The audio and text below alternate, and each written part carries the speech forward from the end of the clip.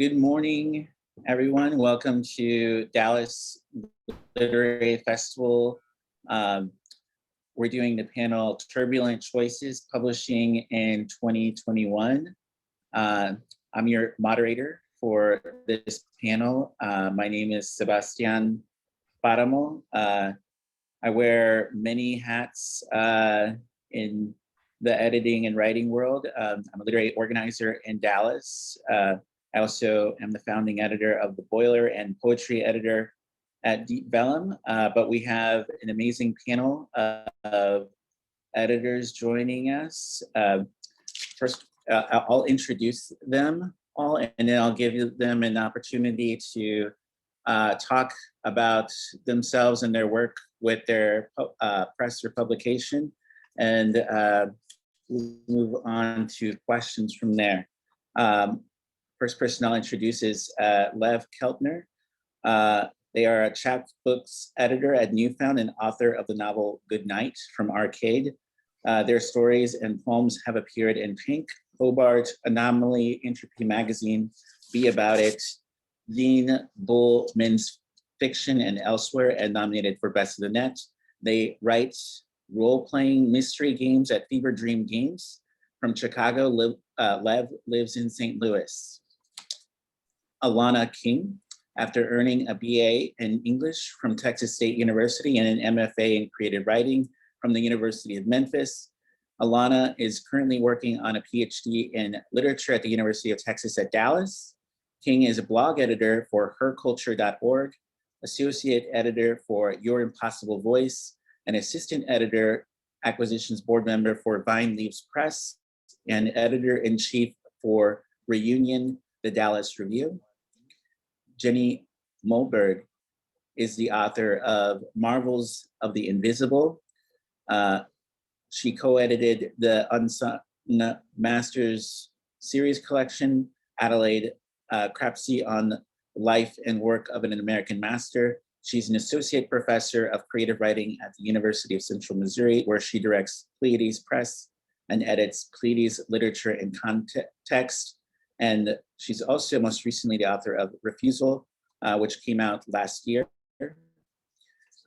Matthew Limpede is the publisher at Carve Magazine, LLC, which produces a quarterly literary magazine and offers online writing classes, short story critiques, and a robust blog of tips for writers.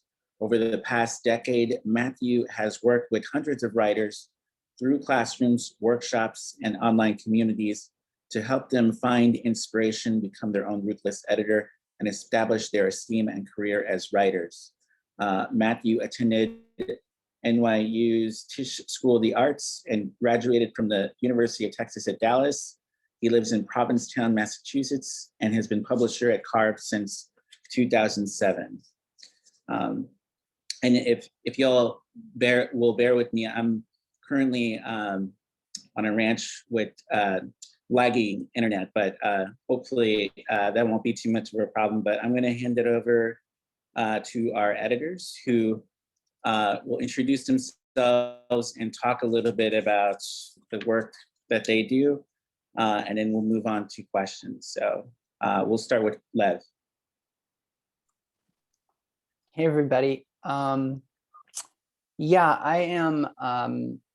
It seems like all of us wear a lot of hats, and that's definitely been my experience working in indie publishing and getting involved. I first got involved with Newfound a number of years ago as a web person, just doing web stuff, and then working as an editor eventually, and just kind of hanging around basically. And at some point we decided, everybody's commitments were changing after grad school. And I think at that point, I sort of made the decision that we had the people that wanted to stay, we had a good team, and that we could do some really neat stuff. So we decided to go nonprofit and go through that whole process, which was a thing. And since that's really helped shape our course in a lot of ways I can talk about later, A lot of our decisions are made based off of that. To break it down, we essentially have a journal and a chapbook press, and I run the chapbook press now, or edit it. And I guess one thing that I'll say, which is maybe different than some other places, is sort of like, as editor, I'm actually more on like production. I kind of, all of our chapbooks are selected by panels, essentially. So sort of like who we are and what we do is kind of more about like the relationships that we're making with authors and editors, and bringing them on and asking them to sort of like collaborate. So in a lot of ways, at least the chapbook end of things, it's a really collaborative process, brings in like a lot of different writers with different aesthetics and different experiences and identities. And yeah, I feel like I'm talking too much already, so I'll pass the torch if that's okay.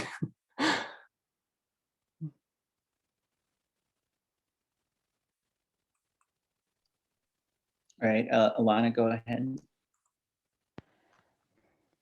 All right. Good morning, everyone. I I'll start by saying I did not mean to wear so many hats in the literary world. It just kind of happened by accident. When I was working on my MFA, I had no plans to move on to a PhD, so I wanted to try to apply for a couple of positions where I would be able to still work in the lit world after grad school was over, and I would no longer be connected to a university. And so a few years ago, I decided to apply for every position that was currently available. And that's how I ended up wearing accidental hats, because instead of not getting anything, I ended up getting 5 different positions. And Wow. here we are to now. Yeah. I had I had a you're a yes moment. So it's like, I'll try everything. And if nothing else, I'll get used to rejection. And then I ended up getting 5 different acceptances. And so it's like, okay, plan B. So, but I figured out a way to like kind of make everything work. And then I ended up deciding, you know what? I'll try for a PhD. Like, I'll apply to it. I probably won't get it. It'll be okay, but at least I can say I tried. So I wouldn't regret it. And I ended up getting accepted into UT Dallas. So this is where I'm at now. And I'm currently the editor in chief for Reunion, which is UT Dallas's literary journal that the Arts and Humanities Department publishes once a year. We are currently in the process of getting volume 11 together, which is a little bit different than most other years because we are still trying to work on getting volume 10 published print wise.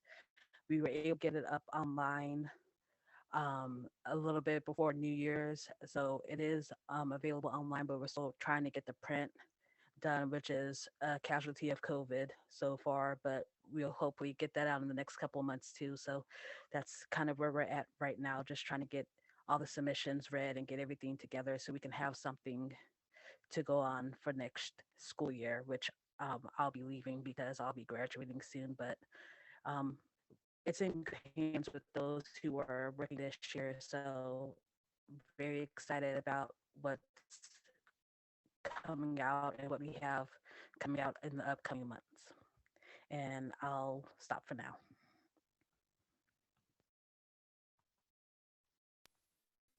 Right, thank you. Jenny, can you tell us a little bit about your work? Hi, good morning. Thank you to Sebastián for hosting this and leading this panel. And it's such a pleasure to be here with all of you and to get to know you better today. I'm Jenny. I am originally from Dallas, and I did my PhD at UNT. Now I'm here in Kansas City. I teach at University of Central Missouri, and I co-edit Pleiades. Here's our latest issue. I also direct Pleiades Press, and we put about like 5 or 6 books out a year of poetry, visual poetry, translations, and short fiction or short prose.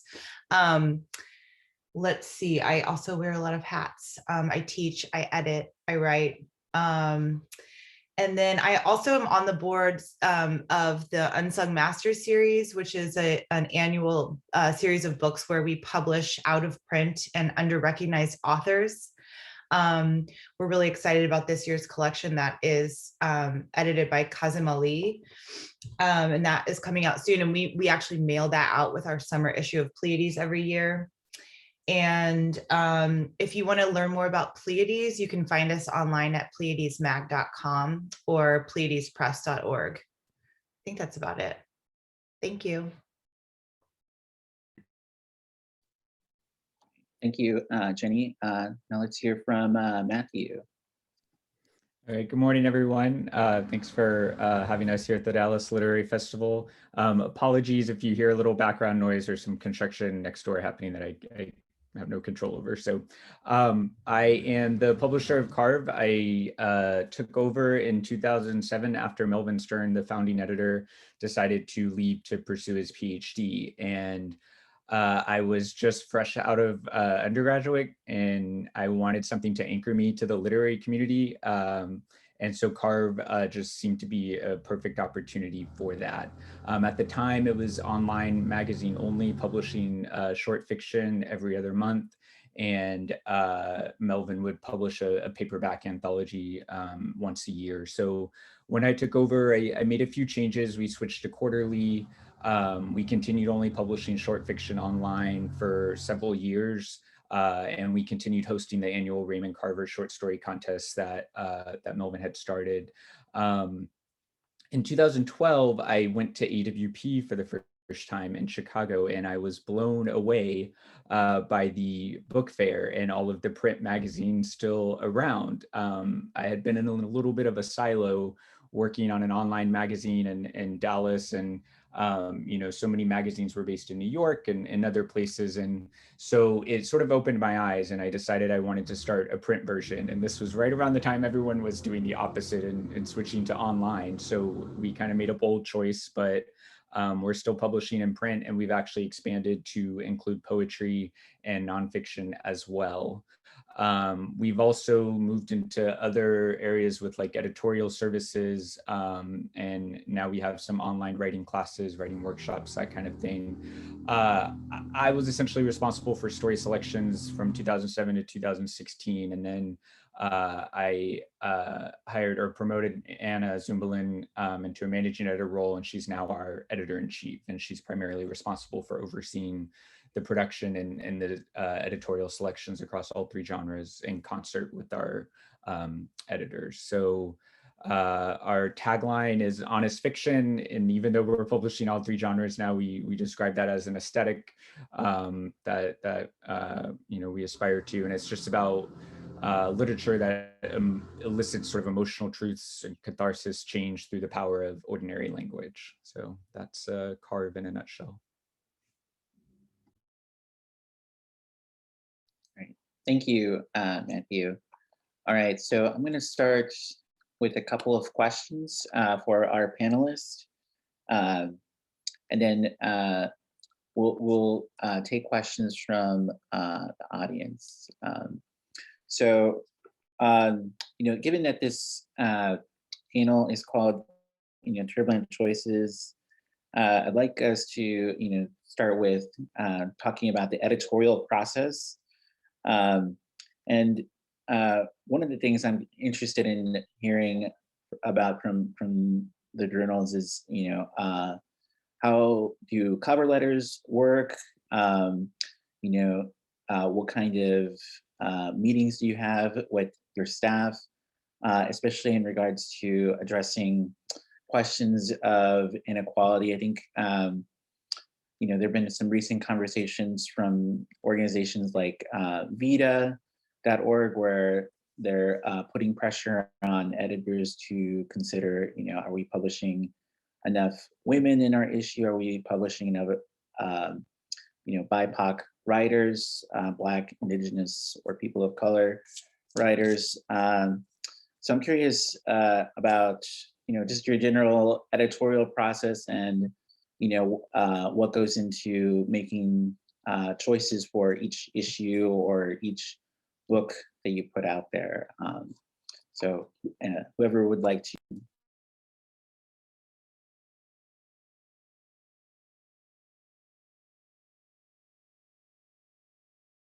I can jump in if that's okay. I think that for me and my co-editor, Erin Adair Hodges, she's been with us for about 3 years, and I've been the editor of the journal for about 6 years.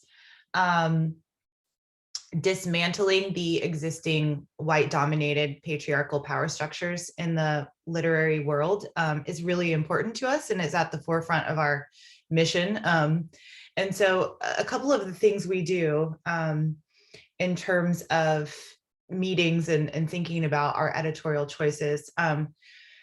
Yeah, I mean, Vita is really important to us. We're proud of our Vita count. It's been over 50%. It's been, I think, almost closer to 70-75% for the past few years. Women and non-binary writers.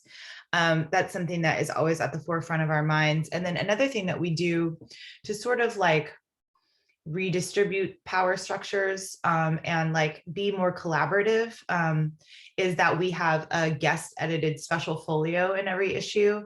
And we make sure that like our book reviews and our other genres sort of are in conversation with that special folio. And then we ask a guest editor, typically a BIPOC writer, to sort of conceptualize and then guest edit, and they are paid for their work. That's also really important to us, is making sure that people are compensated for their labor. So like in the last issue, we have a folio edited by Claire Muschke, which is called Reanimating Ancestors. And that like generated some really interesting hybrid work. And then before that, we had a special folio of Korean American women poets edited by E.J. Ko. And then our next issue, which I'm really excited about, is guest edited by Tony Jensen. And it's a folio of creative nonfiction and hybrid work that comes from the American Southwest, most specifically like the American borderlands. So I think that's one way, just trying to like foster a collaborative spirit and make sure that voices are being represented and heard at Pleiades. And we kind of take the same mission with the press. I don't think I spoke to cover letters, but basically in terms of cover letters, just like simple and professional, I think speaks the best, you know, like include what work you're submitting. And a little bit about the writer is always interesting to like return back to after we read the work.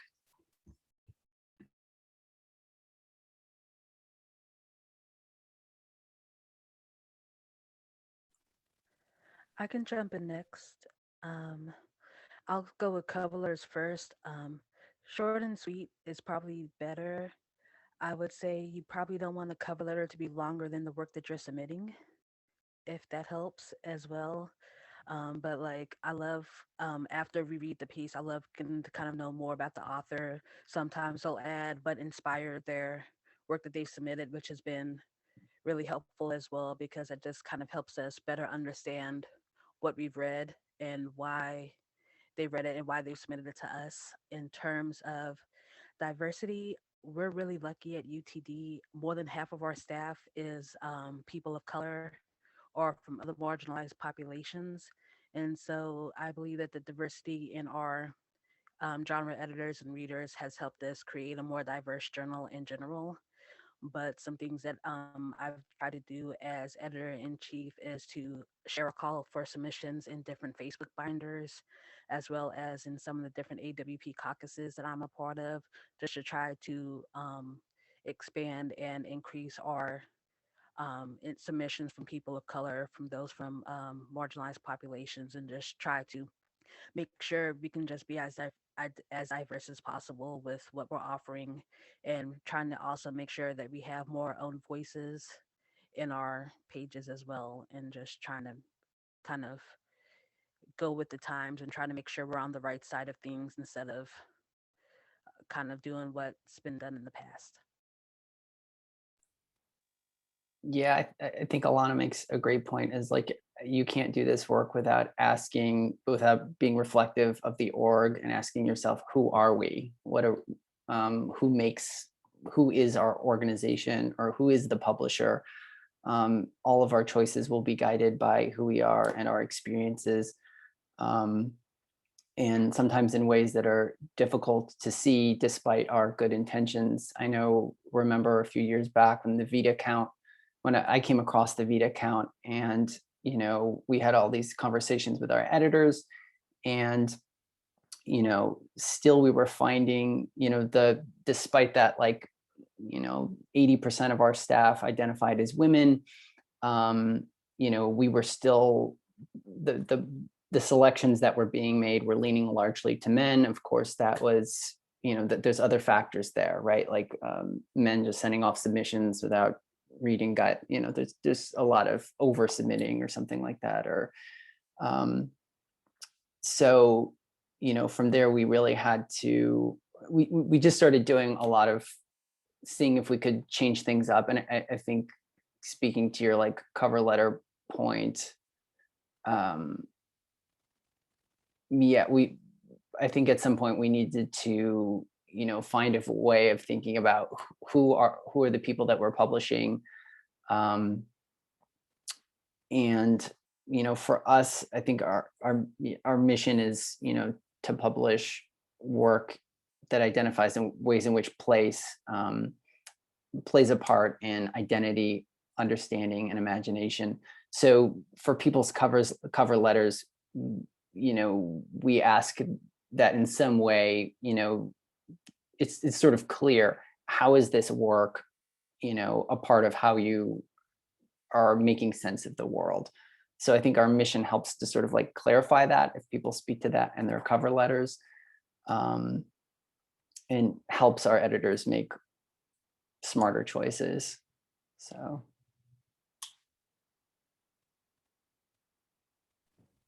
All right.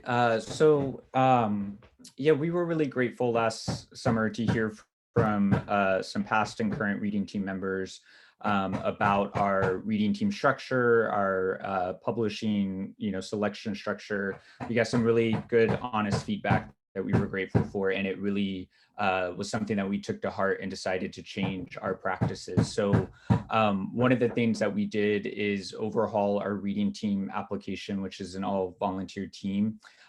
We wanted to allow more opportunity for people to optionally disclose more about their identity, intersectional identities, so that we could ensure we were always adding new and diverse representative perspectives to our various reading teams for the genres.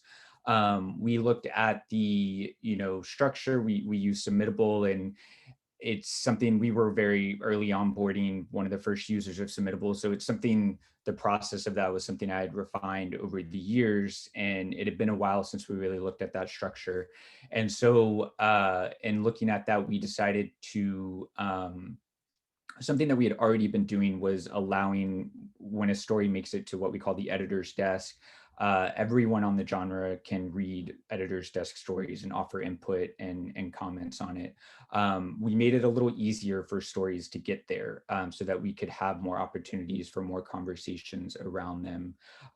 So that was something that was important, was to ensure that there's more variety of perspectives, actually having a say in the conversation. We made a concerted effort in the past year to invite guest judges who are BIPOC, and this in turn immediately encouraged more diverse and representative submissions, and our winners even were more diverse and as a result of that. So we're still continuing this work, and we know that there's always more to do, but those were some of the more immediate changes on our end. There's also things that we did on the sort of front-facing submission side and guidelines, but I'll wait to speak on that for the next question. All right. Yeah, thank you to the panelists.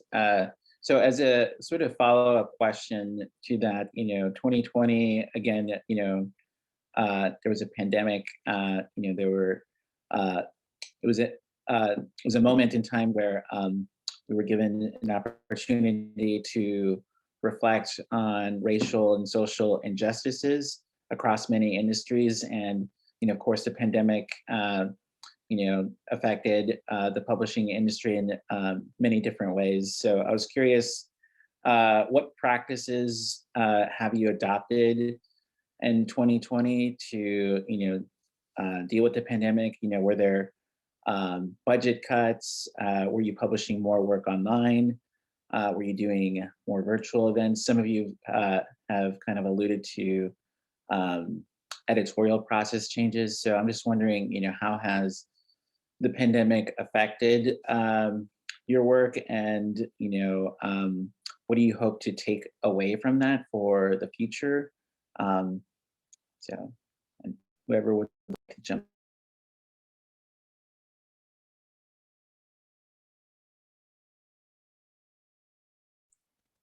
I feel like we need to start using the raise hand feature or something.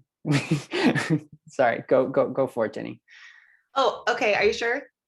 Thanks, Lev. This past year, I've been thinking a lot about labor. I think that at my university, we've had enormous budget cuts. We're in a process right now called retrenchment, which like sounds like a word from, I don't know, the Cold War. Like, what is that? We're having to let go of instructors. I mean, power structures are just like such an issue. I think in this past year, people of color have been asked to do a lot of actual labor and emotional labor in ways that are not being seen. I think that working parents and teachers have been doing a lot of unrecognized and uncompensated labor. What I've been doing at the press to try to I don't know, work against this is a lot of grant writing. So we applied to a literature, what is it called? Literary Arts Emergency Fund, and we're awarded some funding. We have taken our reviews section of Pleiades and put that online, and our reviews editors are making sure to highlight books that are not only by BIPOC writers, but reviews written by BIPOC writers, and making sure that people are compensated for that work. We have taken all of our readings in our visiting writer series online and making those virtual events. I think one, I guess, silver lining or positive thing about that is that those events and then that content is becoming more accessible. Because like we publish the journal on Project Muse, as well as print, and Project Muse gave us the opportunity to make our content available for free during the pandemic. And that was really cool. I think a lot of people had more access to Pleiades, and then, yeah, we're highlighting more work online. And one thing that's pretty neat about the virtual reading series is that anybody can attend. So we're you know, rather than having like a regionalized audience, we are seeing like an international audience, and that's really cool to see. But yeah, labor is I took a pay cut. It's been challenging this year, but I think we're seeing a lot of people sort of band together, collaborate, and find ways to still, you know, think about the importance of the literary arts. And I think that especially we've seen this year, like, that poetry is not a luxury, to quote Audre Lorde, like that we really need the words of a lot of the people that people like us are trying to publish and present. So yeah, trailing off, sorry.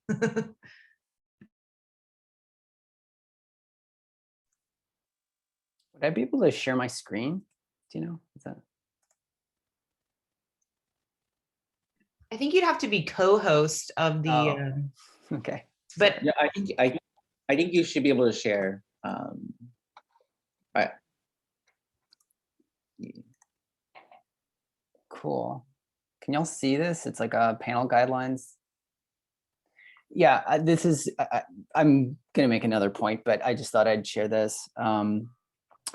I talked earlier about how we, on the chapbook end of things, which I manage, everything is basically done collaboratively. And speaking, Jenny, to your point about like labor, and how difficult this time has been. We've always asked our panelists, we sort of developed these years ago with, we developed these as a group, and with Nico Amador, who does a lot of community work, these questions for our panelists to kind of like think over as they're reviewing manuscripts, or at least in the final, when we're trying to think of finalists. But at some point, we do the Anzaldúa Poetry Prize and another prose prize. At some point, like the volume of submissions just becomes an issue. And so, this last, 2 years, year, we've been thinking about like, how can we change our process in order to make this, again, a lot of this is it's so much labor. Like you're basically, you're being a publishing house without, being paid a living wage for it. So how do you make this as like, and yet you want to, you want to be part of the literary community, you want to give back or feel like you're doing something. How can we make this as manageable as possible? So we've sort of switched to a process where we have maybe for the Anzaldúa Prize, we might have like 8 panelists, but they work in teams of 2. So if we have, hundreds of submissions, we can break those down into maybe smaller chunks of like 40 manuscripts or something like that for these teams of 2 to vote on. And then the teams at the end sort of meet and have a conversation and take their favorites. And then we panel them down to 3, right? So that everybody doesn't have to read 100 manuscripts or hundreds of manuscripts, right? So it's like one way we've tried to like shrink the volume of work, which is also putting just faith in your panelists. Like, the people that we ask to come on, we love their work. We love them, what they're doing. And also making sure that we're like paying those people. We've like raised our honorarium rate so that we can feel, so that, the work is great, that everybody is trying to do, but I feel like there just becomes a lot of like ethical concerns when you're like asking people, we're all doing all these things just out of the goodness of our hearts, but to be able to be like, yes, I love and respect you, and I'd love to have you be a part of this and help this project. This is also labor and time, and so you deserve, like, this is what you deserve. As much as we possibly can. So, and again, I think I might have said that we're a nonprofit, and truly, like, everything that nobody makes money on this except our panelists, authors, and everything goes into printing and stuff like that. So.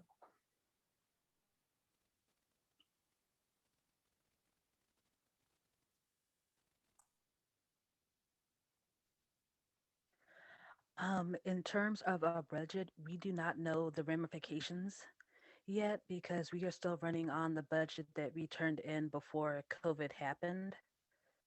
So one thing that I was able to do, and that we're in the process of trying to do now, because we have a particular set of funds set aside for AWP, which was virtual this year, so we didn't have to pay for those travel expenses and everything like that. So I'm using that money to provide a small stipend to all of our staff members, and it's in the process of being approved, as well as creating a internship for potential AMH students who are interested in technical editing or literary editing. And so we're able to reallocate those funds to not only pay our staff members, but to also create a paid internship over the summer where some students will help us copy, edit, and proofread the submissions that are going into volume 11. I'm not sure how any of this is going to look next year when the 2020 budget and kind of goes into effect, but so far we have not been impacted, and our editorial process hasn't really had to change much because we've usually just had people read their submissions that they are assigned and submittable. The only thing that's really changed is that we didn't have a pre-reading period meeting this time around. It just became a Google Slide training for those who were on staff for the first time. But other than that, nothing has really changed much so far, but I do anticipate a lot of changes are going to be happening starting next school year when the post-COVID budgets come out for the first time and we kind of see the true impact of what the last couple of years has made on the university.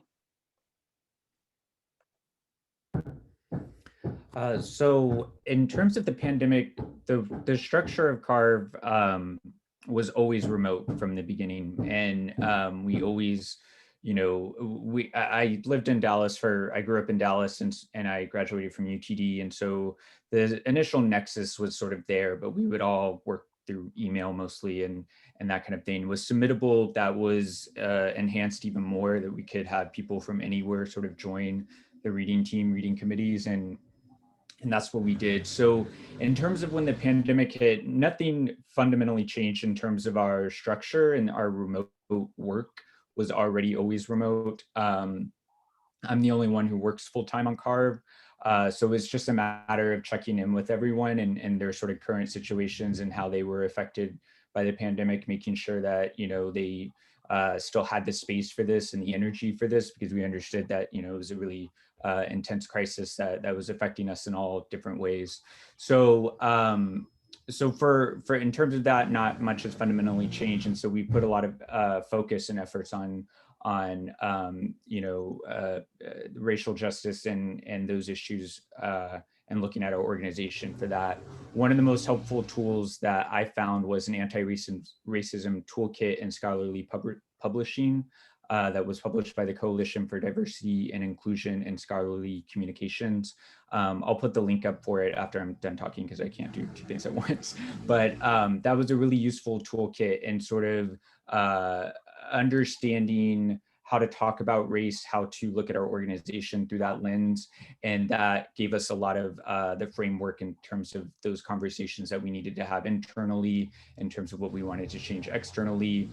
We now include that guide as part of our welcome packet for reading team members. We strongly encourage them to read that and familiarize themselves with it.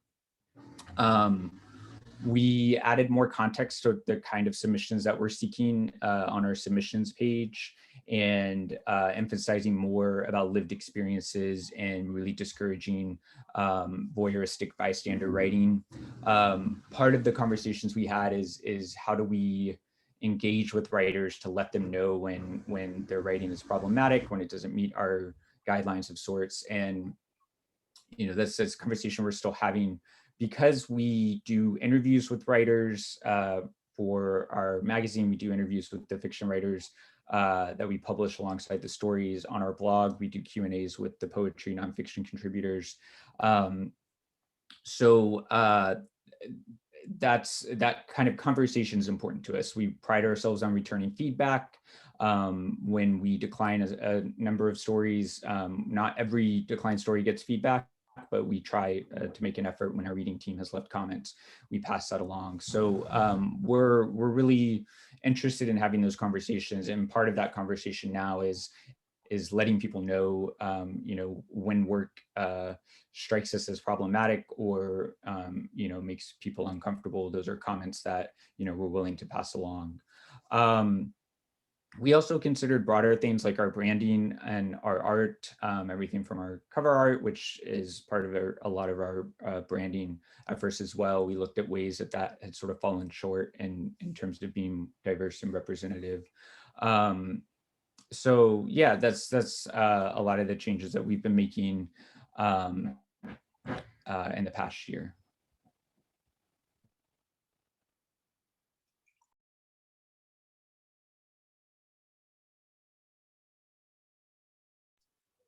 Oh, thank you. So we have about 10 minutes left for this panel, and I'll turn it over to the audience to take some questions. It looks like we've had a couple. One that just came in is, do y'all know of research-based manuscripts? Or do y'all know of academic publishers that consider research-based manuscripts? Let's see, and also feel free to ask questions in the chat. I don't know if anyone here on the panel has much experience with scholarly presses or research presses. This is kind of Jenny, random. did you have? Oh, sorry. This is kind of random, but we often get people call us Newfound Press. And there's actually a Newfound Press that's an academic publisher based out of somewhere in Tennessee.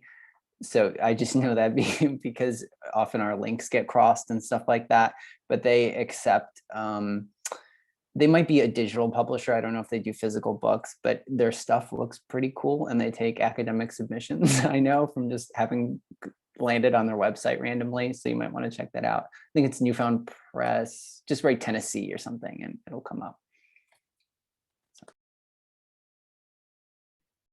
I know that my press, LSU Press, takes academic submissions, and a lot of times they're books that have to do in some way with the South.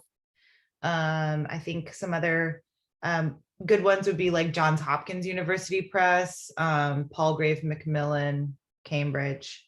I think you can find a lot of info on these online. I don't know too much about it, but I do have a friend who is submitting a book about Latinx literature and like sugar and violence. It's a really interesting manuscript, and I could ask her for more information. And then also, I believe UNT has a press, University of Texas has a press, A&M has a press, and maybe Tech as well if you're in the Texas area. I know they have presses, and I think somebody has a link to all the university presses on their website. If you Google it, I think somebody has a full list of US presses, if that helps as well. I'm completely unfamiliar with, or not completely, but we're not associated with universities, so scholarly presses isn't something that I'm terribly familiar with. I do want to just add context to the link I shared. It is designed for scholarly publishing, but I felt that our industry is sort of running parallel to that. So there's a lot that applies even to literary magazines in particular, whether independent, nonprofit, or associated with schools.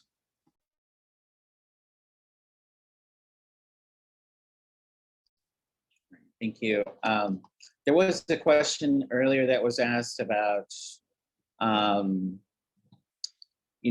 whether or not it was about agencies. Someone was recounting an anecdote about whether or not women are truly underserved in literature. So I think some people saw that question, so they wanted us to talk a little bit about that, but I think I have a few thoughts on that question. I think first of all, like one way we could look at that, women in visible positions at press or at agencies, is we can see that as a step in a positive direction. I think also things like that might necessitate a deeper look. I think that first of all, there are a lot of institutions or organizations where if women are in visible roles, it is possible that there is not equity going on. Maybe take a look at like who's directing the agency, who's directing the organization. Also take a look at what has gone on at Poetry Magazine, because I think that or SPD, for example, like sometimes labor, sorry, I'm like harping on labor today, but sometimes labor is actually being exploited. I think also, another way to take a deeper look at that is to think about intersectionality. Perhaps women are in visible roles at a certain agency or institution or organization. Are they white women?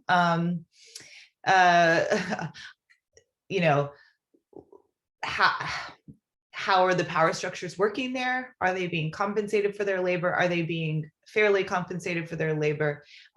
Is the labor at that organization equitable? I think a lot of those deeper questions are actually really important. I know that at my university, there are a lot of women in positions of leadership, they are often also being exploited. They are also often performing most of the labor in a certain department. And so, that's a question to be asking ourselves when, we might jump to the conclusion that because we see women in visible positions, that means that they're not being underserved. And also to respond to the part of the question about like, are they being underserved in literature? I think that's a really big question. Whose voices are we hearing too? What kind of content are we publishing? And I'll pass that along to others, but I have a lot of thoughts on that. I would just piggyback real quick and say just because we're here doesn't mean that we're here. Just in terms of the outlook and everything that's going on, and just as a woman of color, especially, just because we're here, it really does not make us here. And I think that in the future, I would hope that everyone who's in publishing will be served by publishing, but we're not there yet, in my opinion. Yeah, to Jenny's point, I mean, the question is assuming that just because there's representation at agencies, that means that what's being published must be serving only women, and that's not necessarily true. The publishing houses are sort of the ones that get to decide what's published. They're the ones that work with agents to make these deals happen. So I think that that's not an accurate metric to measure that by. And so, yeah, I would say that there's still much work to be done. Yeah, I mean, you see the same thing in other fields like education or, the healthcare field. It's like there might be a lot of women working in that, but in what positions, right? Are they white women, right? At different, like what? Yeah. All right. Thank you, everyone. We only have about a minute left, so I'm sorry we won't be able to take more questions. But I want to thank all of our panelists here. This was a really great conversation. Really enjoyed hearing from everyone. Thank you again to Lev, Alana, Matthew, and Jenny. And I would encourage you all in the audience to check out these presses, check out these editors. You can find them online on the website.